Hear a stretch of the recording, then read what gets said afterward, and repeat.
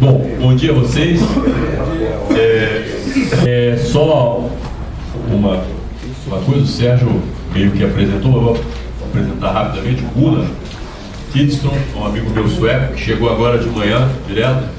Ele não vai falar, obviamente, mas ele disse que queria me acompanhar, porque queria resumir aqui a conversa de conjuntura, já facilita a vida dele, então depois a gente pode bater papo pessoal e não falar mais de conjuntura brasileira. Então, ele veio aqui para isso, ele já morou no Brasil, fala português fluentemente, com sotaque, obviamente, mas vai entender perfeitamente. E se vocês quiserem alguma informação depois sobre Suécia e tal, podem perguntar para ele. Ele trabalhou, inclusive, no Brasil, assessorando movimentos sociais durante muito tempo, mas agora já está de volta à Suécia há algum tempo.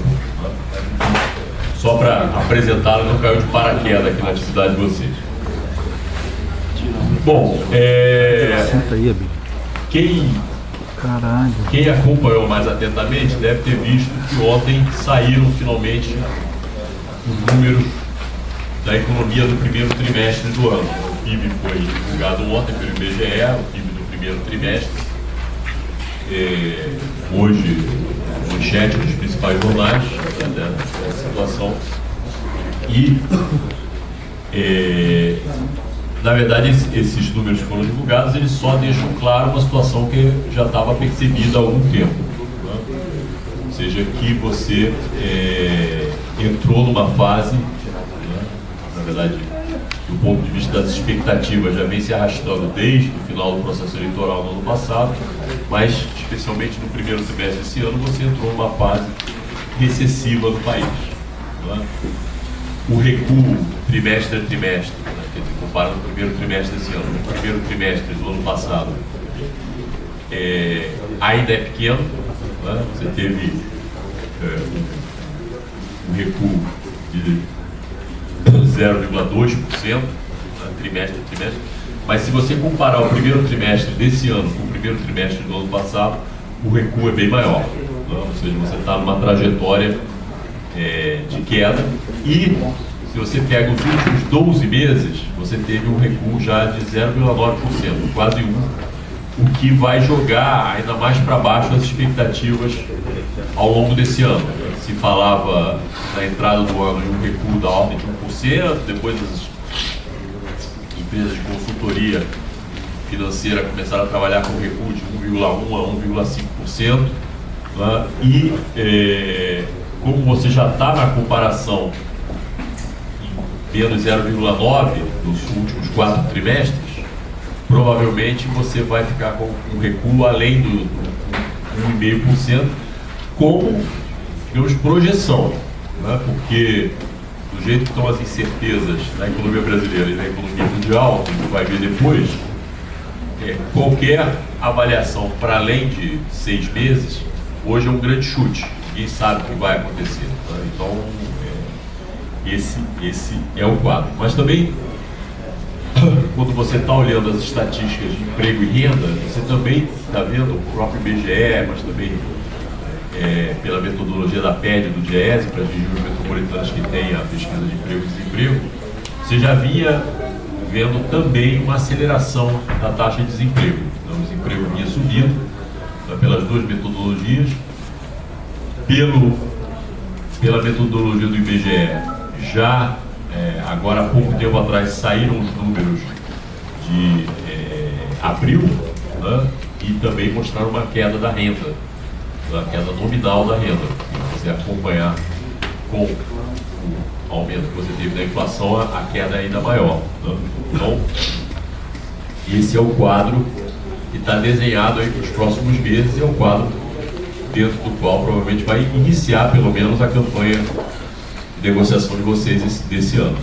É bom tomar isso em consideração.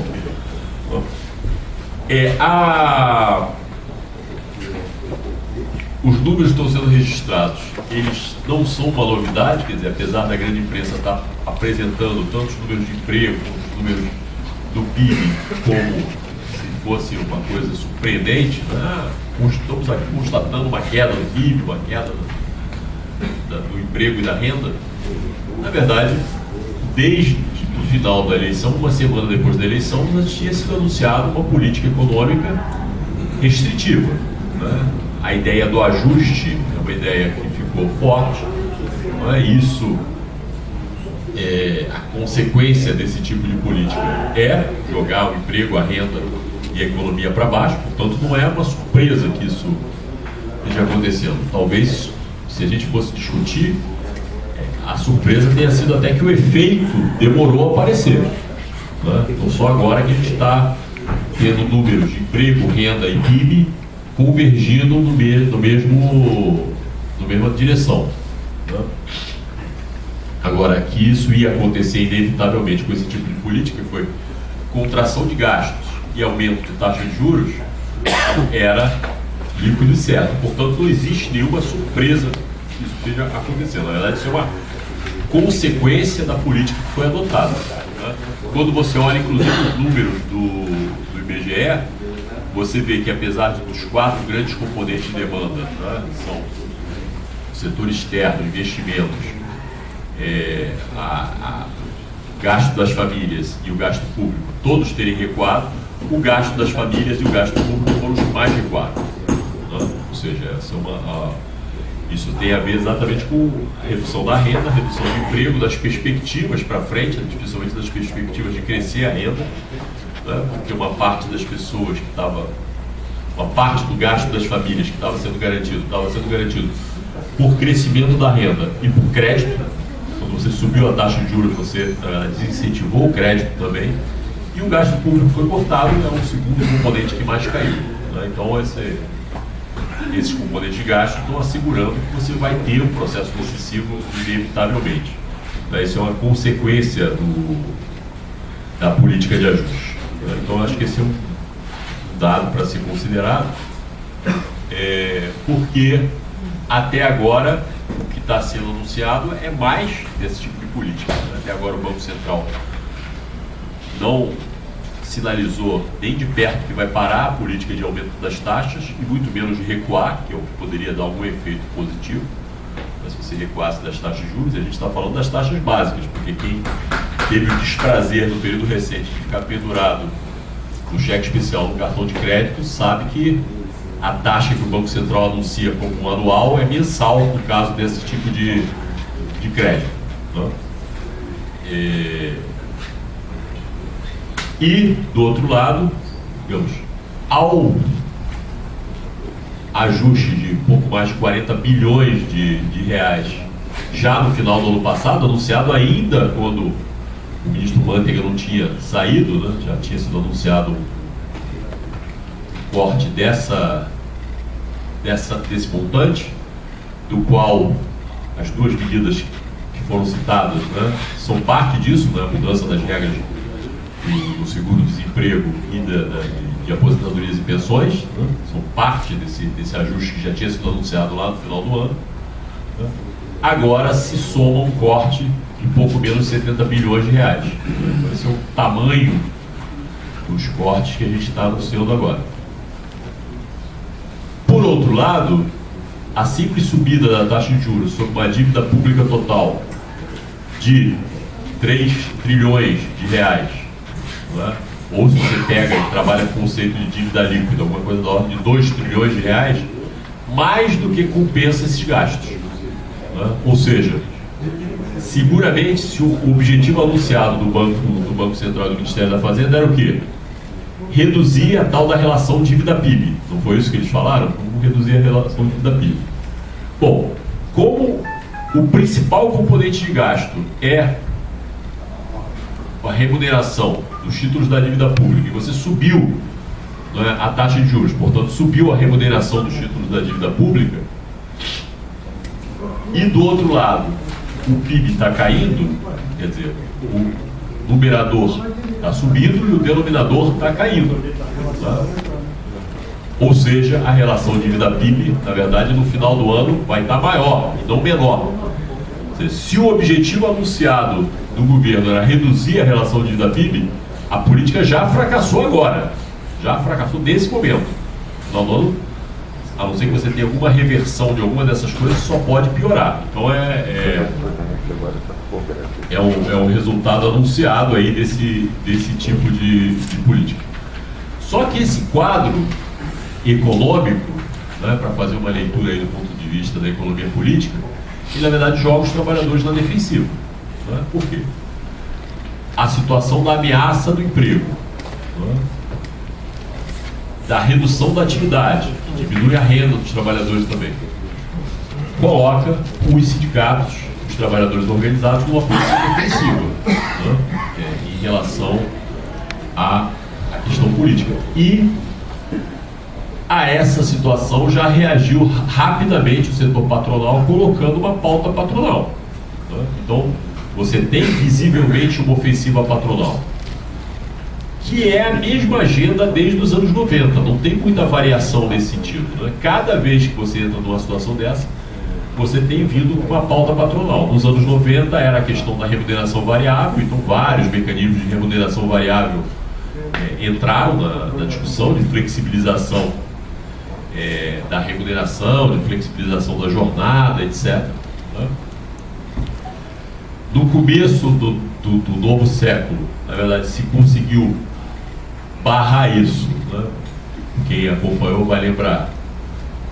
Porque aquele discurso patronal de fim da era Vargas se juntou uma coisa que era a discussão sobre a reforma da CLT. Só que a reforma da CLT tinha imbricado a legislação trabalhista e a legislação sindical.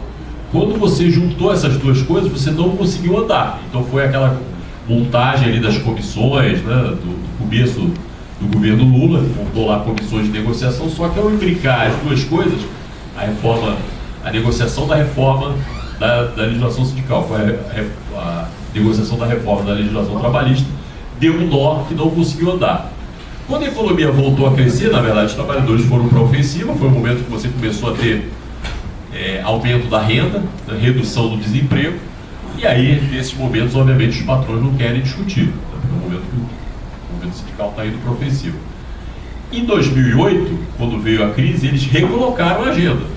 Né, recolocaram. Você vê lá o que a CNI, o que a Fiesp pediram ao governo quando entrou a crise, foi a velha agenda de flexibilizar direitos, flexibilizar a remuneração, não sei o quê.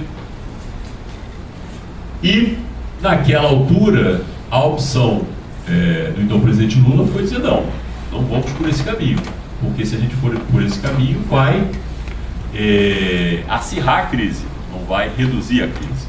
Né? Então se optou por um outro caminho, que é retomar o crescimento, tentar pisar no acelerador do crescimento, usar o setor público, inclusive, né, os bancos públicos especialmente, para você sair daquela situação, aumentar o crédito. Os agentes financeiros públicos supririam, inclusive, o que o crédito não estava sendo dado pelo setor privado.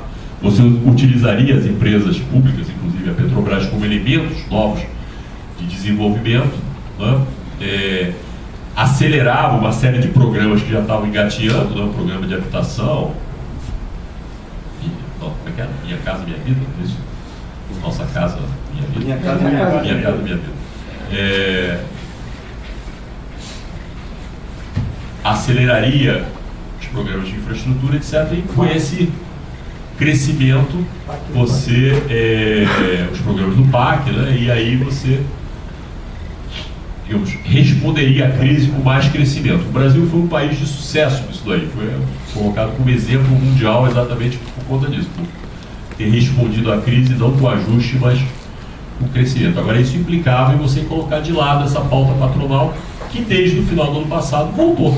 E, obviamente, nessa situação de defensiva do movimento operário, né, a apresentação da pauta patronal, com itens como liberalização da terceirização, agora a discussão de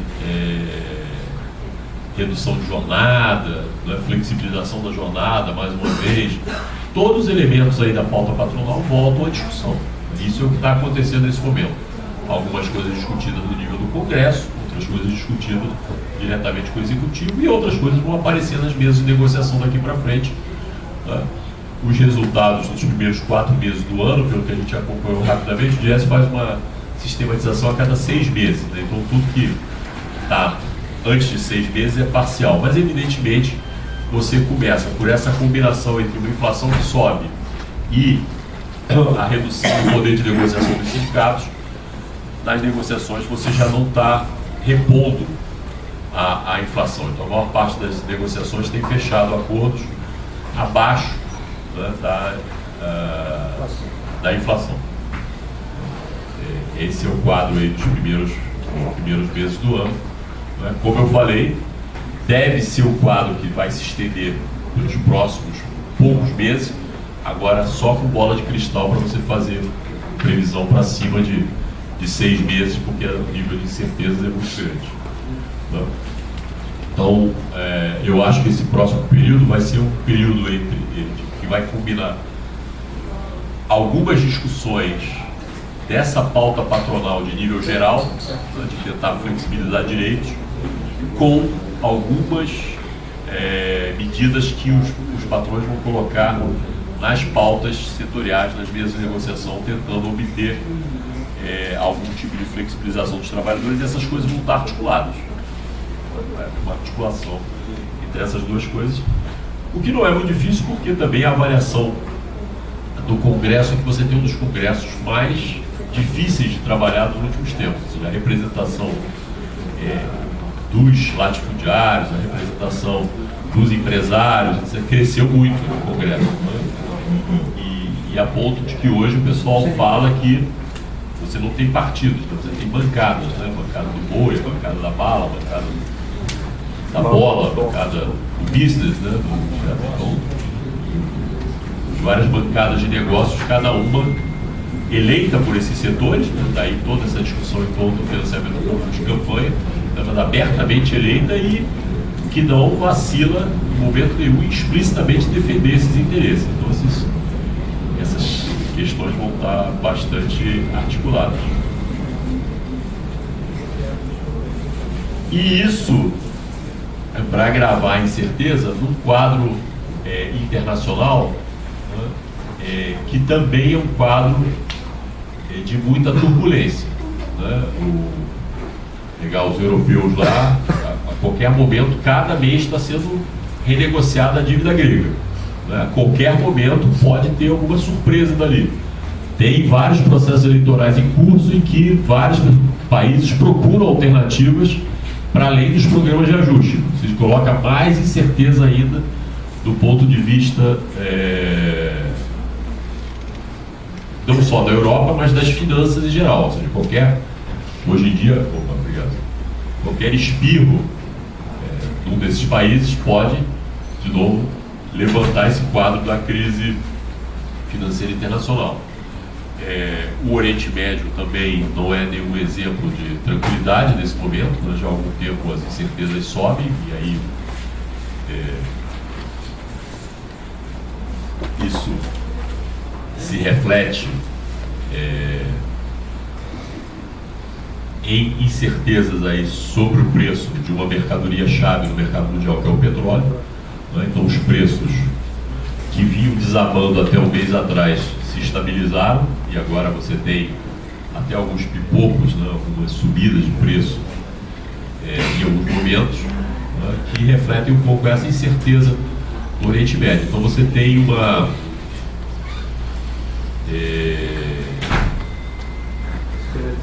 uma tentativa, não é, de um lado, da Arábia Saudita de reduzir preços para tentar matar eventuais concorrências ao petróleo barato do Oriente Médio, né?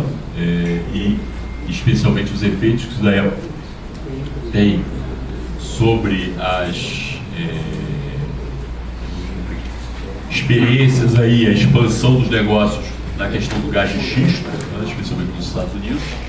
Então vários desses investimentos estão sendo cortados nesse momento, mas do outro lado você tem toda a incerteza do Estado Islâmico, a incerteza política que pode cortar rotas tradicionais de abastecimento e voltar a colocar elementos que podem aumentar os preços. Então você tem uma incerteza grande sobre o que vai acontecer nessa área. A redução dos preços do petróleo no último período né? Muita gente aqui na imprensa saiu fazendo o discurso de que isso, na verdade, do ponto de vista dos Estados Unidos, tinha uma consequência positiva, que era abater o que eles chamavam de eixo do mal, né? Porque enfraquecia ao mesmo tempo Venezuela, Irã e Rússia, que são grandes exportadores internacionais de petróleo e gás, mas, de fato, pau que dá em Chico dá em Francisco. Mesma coisa que faz isso, reduz os negócios com gás de xisto nos Estados Unidos e, na prática, inviabilizou a reforma do setor de petróleo que o México levou adiante para flexibilizar ainda mais o setor de petróleo, né? E que os investimentos, obviamente, não vieram por conta de que, nesse mesmo momento, os preços desabaram ao ponto que não incentivava que você tivesse investimentos no México, apesar de toda a reforma institucional que eles fizeram, né? Então, esse é o quadro, né? E essas incertezas todas você não tem nenhuma resultante a pensar lá na frente. Você tem um quadro, inclusive tem um quadro de várias reuniões internacionais. Não vai haver um processo especulativo, é bom que as pessoas tenham isso na cabeça, porque a agenda internacional prevê isso. Prevê várias reuniões importantes, né? Agora, mês de julho, você vai ter a reunião da ONU sobre finanças para o desenvolvimento, você vai ter a reunião dos BRICS, lá em novembro você vai ter a reunião da COP, que vai falar sobre clima, que vai colocar de novo a questão do mercado de carbono, você vai ter a reunião do G20, você vai ter a reunião do OMC. Então você tem uma agenda de reuniões internacionais como há muito tempo você não tinha, de acúmulo de reuniões. E obviamente os especuladores vão se mexer em torno das resoluções dessas reuniões. Isso vai causar mais incerteza ainda durante todo esse período. Então esse é o quadro internacional. E aqui dentro, quer dizer, se a base política do governo é uma base instável, para dizer o mínimo, né? Eu há 3 meses atrás diria que o governo estava em ampla minoria no Congresso, mas agora nem isso dá para arriscar, você não sabe para que lado vai. Você olha o Congresso, cada hora é um caleidoscópio, né? Que cada hora que você olha tem um desenho diferente, né? Mas de fato você tem uma instabilidade muito grande, mas o tipo de política econômica que foi adotada, ela promove uma erosão da base social do governo, né? Evidente, né? Você tem hoje manifestações de rua de setores que há 6 meses atrás apoiaram a eleição presidencial, né? Então essa incerteza ela vai se prorrogar no tempo, né? E obviamente quanto mais efeito você tiver sobre a situação dos trabalhadores, sobre o emprego, a renda, sobre a questão da legislação trabalhista, etc., mais reação você vai ter do outro lado, né? Então isso vai colocar um quadro de incerteza aí para frente que promove exatamente essa erosão da possibilidade de sustentação da base política do governo. Então, esse é, digamos, a perna curta que esse tipo de política tem. Por isso que todo mundo já está fazendo o quê? Contando o momento que vai reverter a política de ajuste. Porque essa política de ajuste, obviamente, é um tiro no pé. Ela se mantém por um período curto. Se você começa a fazer projeções, como eu vi vários jornais fazendo, não, bom 2017, né? Vamos esperar 2000. Bom, a política de ajuste, ela não tem essa capacidade de sustentação política por um prazo tão longo, né? Ela se auto-erode como base política, além do mais que o processo brasileiro que provavelmente você tem, a não ser que o Congresso mude, mas acho muito difícil, porque tem muita gente que é candidato a prefeito, mude as eleições de prefeitura do ano que vem, mudando. Tendo um quadro de eleições de prefeitura no ano que vem, obviamente o governo não vai partir para o suicídio, que é manter essa política no quadro de eleições municipais. Então, isso coloca muitas incertezas do que vai acontecer. Por isso que eu falo que qualquer avaliação por um período maior de 6 meses é um chute, né? Mais do que um chute que o pessoal te colocou vendado em campo, te rodou, jogou a bola na frente e agora chuta. Você acertar o gol numa situação dessa é quase impossível, né? Mas no período curto que vai acontecer isso. O que vai acontecer no período mais longo é que você explicitou de novo essa pauta patronal de discussão. Então que você vai ter um enfrentamento aí a respeito dessa questão das mudanças da legislação social e trabalhista, que é uma coisa que vocês têm que estar atentos, porque como vocês vão entrar em campanha, existe sempre o risco de que vocês ganham no varejo, na negociação, perderem no atacado na legislação. Então, essa combinação aí é uma combinação que vocês vão ter que estar de olho no próximo período e ver um pouco como combinar lutas específicas, setoriais, a campanha salarial, com lutas mais gerais, com essa de defesa dos instrumentos aí da legislação trabalhista, dos direitos conquistados, etc. É isso. Aí tem tempo ainda para a resposta. A garganta aguentou bem até aqui, vamos ver se enquanto tempo mais aguenta. Obrigado.